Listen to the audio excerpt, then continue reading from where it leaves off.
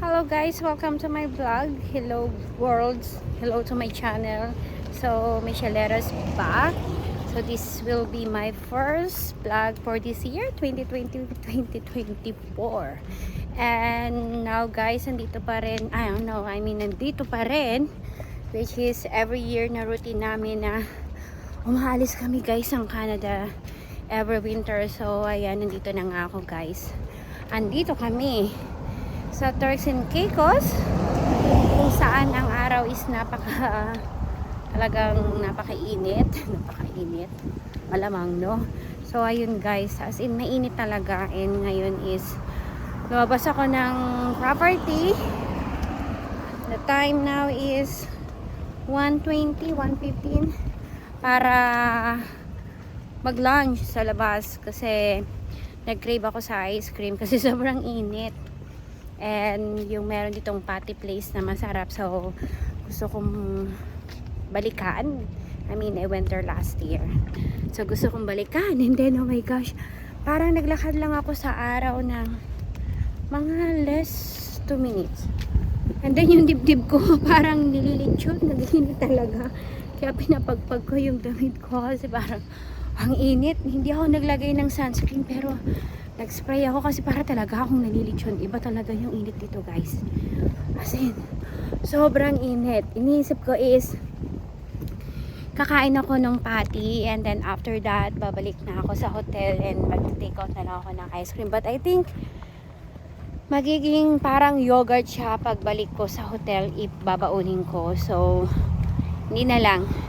Siguro mag-spend na lang ako ng ilang oras doon. And yun, kainin habang kumakain ng patty, and then that's it. Ito yung paborito kong bonggabilya.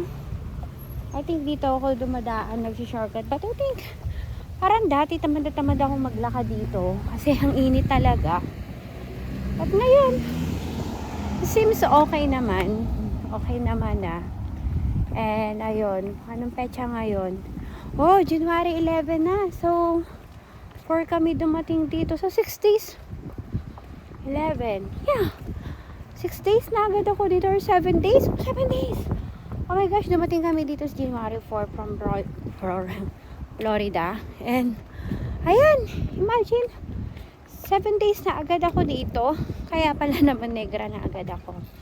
So, ito nga guys, ang daily routine ko dito is ganito lang kasi yung mga bata is pumapasok ng school dito.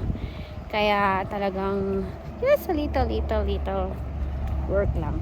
So, pasok tayo dito kasi may shortcut dito guys. So, pasok ako dito. And ayun, samahan nyo ako pumunta dun sa patty place. Okay? Diyan lang kayo. So, ayan guys, nakalabas na ako and dito na ako sa location, the patty place. Ayan. Oh, patty place. Ayan. So, samahan niyo ako sa loob, guys. So, ayan, mga ice cream.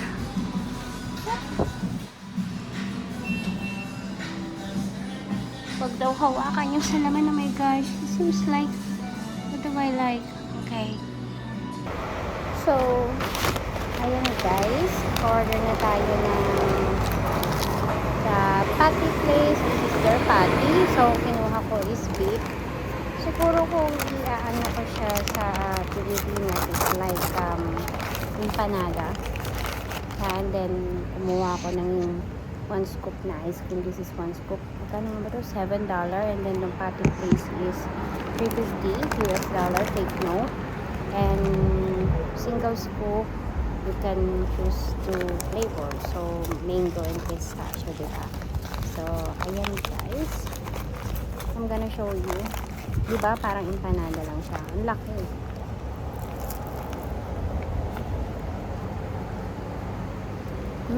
Masarap siya. I tried this one last year and then nagustuhan ko yung beef. Which is, I don't know kung ano yung lasa niya. So, yung mga staff na kasama ko nung Grace Bay, so tinanong ko sa kanila kung ano yung best. So ito yung na-recommend nila and I like it. I never try pa yung different flavor or variant nila. Ito pa lang. So maybe one of this day, hanggang March pa naman ako dito. So maybe I can still try the different variant, right? So yung ice cream naman nila is very good. So ngayon, this is my lunch. Yeah. Huli na ako samahan kasi makamatakam lang kayo and para may enjoy ko din yung pati nang walang nanonood sa akin, diba? So ayun lang guys. Thank you for watching. Stay safe everyone. God bless.